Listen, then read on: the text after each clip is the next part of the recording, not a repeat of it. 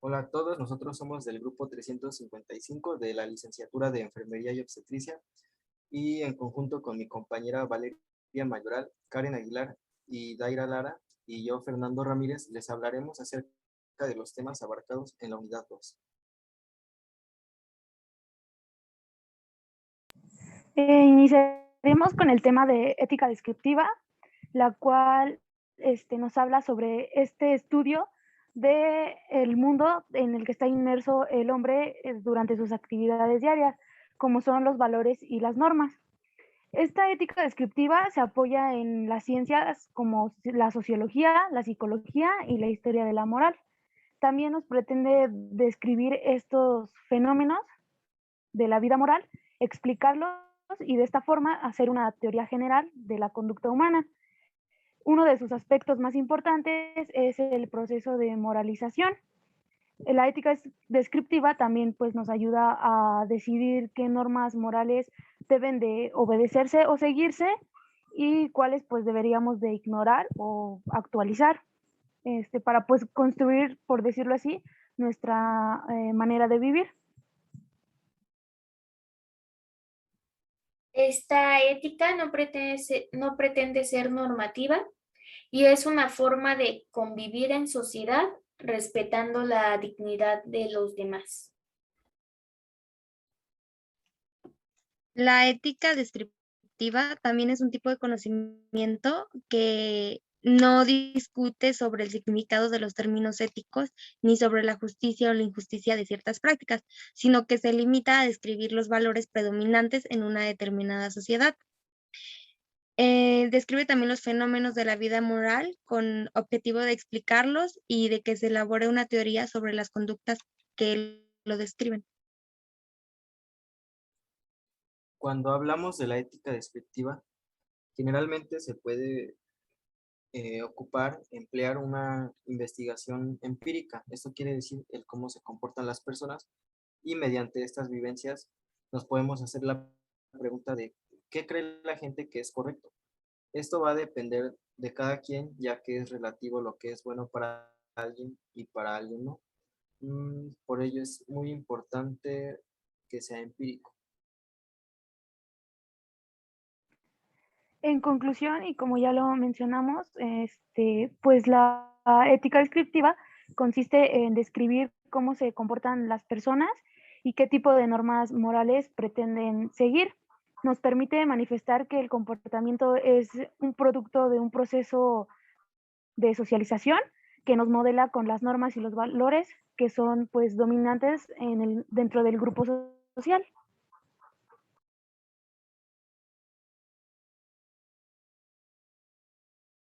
La ética como una ciencia. Lo que hace a la ética ciencia son ciertas características que es objetiva, universal, ordenada y fundamentada. Eh, es una ciencia práctica y un saber dirigido a lograr en la práctica. También es una ciencia normativa.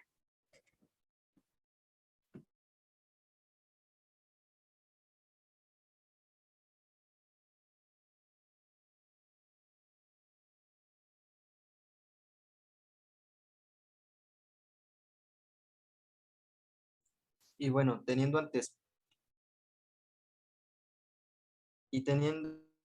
en cuenta y de presente que las ciencias surgen cuando el hombre comienza a preguntarse el porqué de las cosas, tratando de explicar y darle entendimiento a su realidad, siendo al mismo tiempo una necesidad. Mm, tenemos que la ciencia puede convertir, la puedes parar.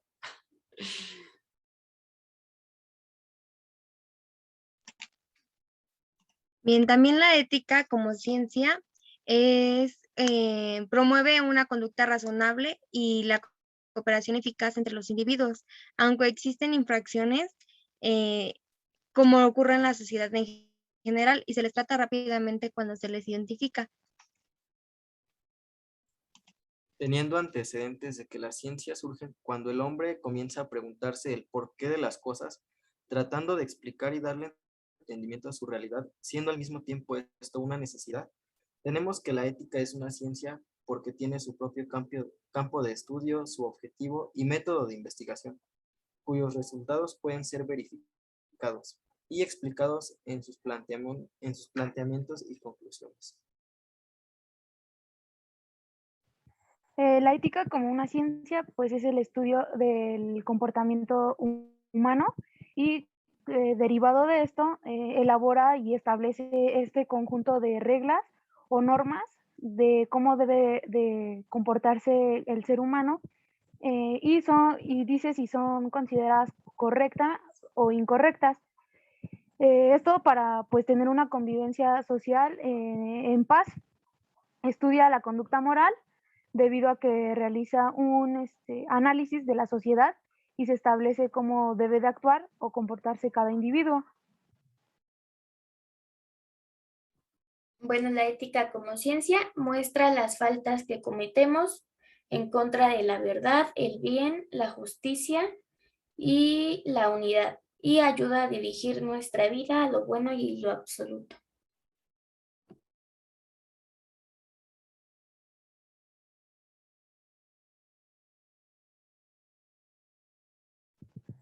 Los actos humanos. Estos actos humanos son considerados todas aquellas acciones que realizan pues, los individuos de forma voluntaria y en la que interviene esa capacidad de decidir sobre la realización del acto y también interviene lo que es la razón, que es realizar el acto basándose en el conocimiento y la inteligencia de cada individuo, así como la conciencia, que esto hace referencia al hacerse responsable de cada acto que realizan los individuos. Estos se basan, como lo menciono, en la inteligencia, en la libertad y en la voluntad, y en estos se manifiesta la riqueza o carencia de la moral. En el acto humano, al ser un acto libre y consciente, se habla de hacer algo para obtener algo a cambio. Un ejemplo de ello sería el yo estudio porque quiero tener una carrera para poder tener una estabilidad económica. En este caso se realiza algo para tener algo a cambio. Ahora bien, un acto moral es aquella acción realizada por un individuo y que puede ser valorada como buena o mala desde el punto de vista ético. Las acciones que realizamos podrían dividirse en dos grupos, las que no tienen implicaciones morales porque son neutrales como respirar, moverse, rascarse, protegerse de la lluvia, y aquellas acciones que sí pueden tener alguna consideración moral, es decir, que pueden verse como buenas o malas, depende de cada persona.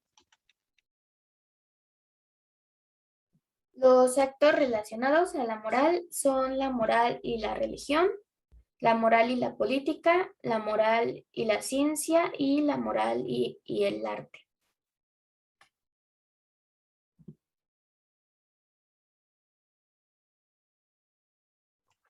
Y para concluir, Los actos humanos son consideradas todas estas acciones que realizamos las personas de forma voluntaria y en la que interviene nuestra voluntad, que es esta capacidad de decidir sobre si realizar el acto o no, la razón, que es esta realización del acto basándonos en nuestra inteligencia y conocimiento, y la conciencia, que es este conocimiento responsable y personal sobre si vamos a hacer un buen acto o no. En estos actos se manifiesta la riqueza o carencia de la moral, ya que estos actos pueden ser juzgados como buenos o malos según los criterios y normas que se hayan establecido dentro del grupo social o dentro de la sociedad en donde se realizó el acto. También estos actos se producen a través de qué valores tiene cada persona. Es decir, si tenemos valores buenos, vamos a hacer acciones buenas, pero si tenemos valores que son considerados malos, pues vamos a hacer acciones que serán juzgadas como pues malas. Algunos ejemplos de actos humanos es el conversar, el dibujar, el bailar o el mentir. El acto humano es aquel que el hombre efectúa de manera consciente y libre para obtener un fin. Un ejemplo de ello podría ser: yo estudio para tener una carrera y poder tener en un futuro una estabilidad económica. De igual forma, puedo decidir el no hacerlo y sería totalmente una decisión mía, siendo bueno o malo según el criterio de cada quien. Ahora, un acto moral es aquella acción realizada por un individuo y que puede ser valorada como buena o mala desde el punto de vista ético de cada persona. Las acciones que realizamos podrían dividirse en dos grupos: las que no tienen implicaciones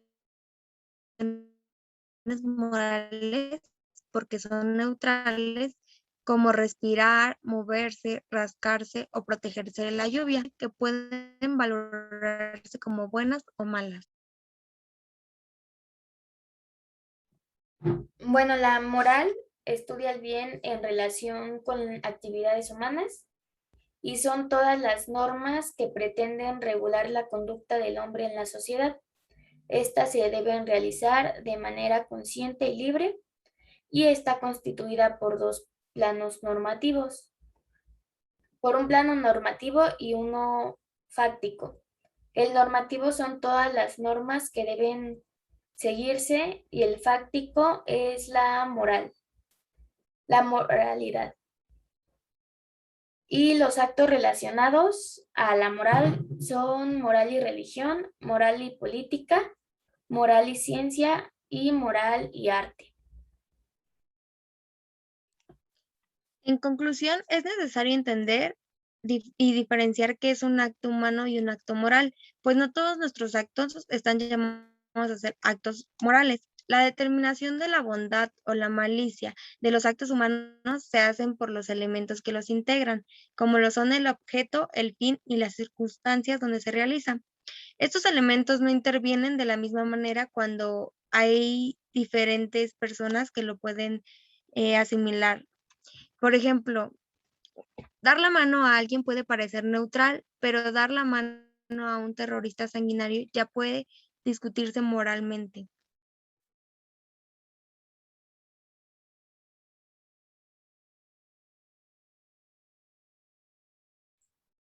Ahora hablaremos de la libertad. La libertad, siendo algo intangible y que por derecho debemos ser merecedores de ella, puede ser considerada una facultad. ¿Y qué es una facultad? Es la capacidad o aptitud natural, física o moral que tienen las personas para realizar alguna cosa. En el aspecto de la libertad se pueden abarcar en 11. La primera es la libertad de expresión, que es el derecho que poseen todos los hombres para expresar sus ideologías y opiniones. También tenemos la libertad de opinión, que es el derecho que posee el humano para disentir o discutir los puntos de vista que piensa que son correctos. También tenemos la libertad de asociación, la libertad de culto, que se refiere al derecho de elegir la religión bajo la que queremos estar. También tenemos la libertad de elección, que es una capacidad que como seres humanos nos permite tomar nuestras propias decisiones. También tenemos la libertad de movimiento, la cual nos permite la posibilidad de circular dentro de un territorio respetando ciertas reglas. La libertad académica, la cual nos permite aprender y enseñar diferentes temas. Al hablar de libertades también hablamos de responsabilidades, es decir, tenemos libertades pero responsabilidades.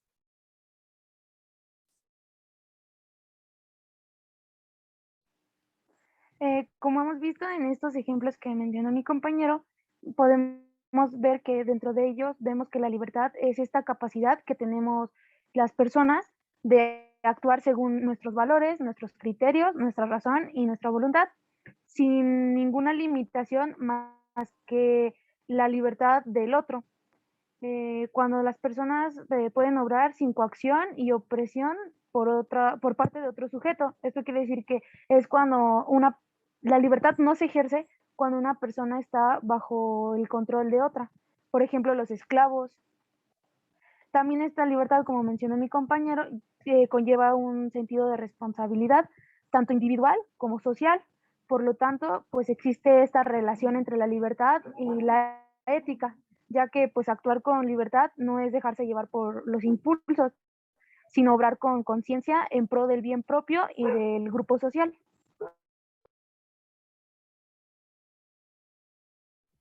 La libertad es la base para un completo desarrollo de los derechos humanos. Si limitamos nuestra elección a la libertad, nos olvidamos de que el hombre es más que sus propias decisiones y perdemos el ideal implícito de los derechos humanos. La libertad también es la capacidad de pensar, actuar, hablar y opinar dependiendo de nuestro criterio, ya sea para bien o para mal. Pero para todos la libertad va a tener un límite, como el saber qué palabras utilizar antes de hablar, pero también el cómo respetar a las personas ajenas. Algunas características de la libertad es de que se opone a la opresión, implica autodeterminación. Es un derecho humano, es un acto de responsabilidad, es un valor, tiene límites y requiere disponer de buena información. Podemos concluir con que el ser humano, bajo el derecho de libertad, puede actuar según sus valores, criterios, razón y voluntad, teniendo en cuenta que la libertad de uno termina en donde comienza la libertad de los demás.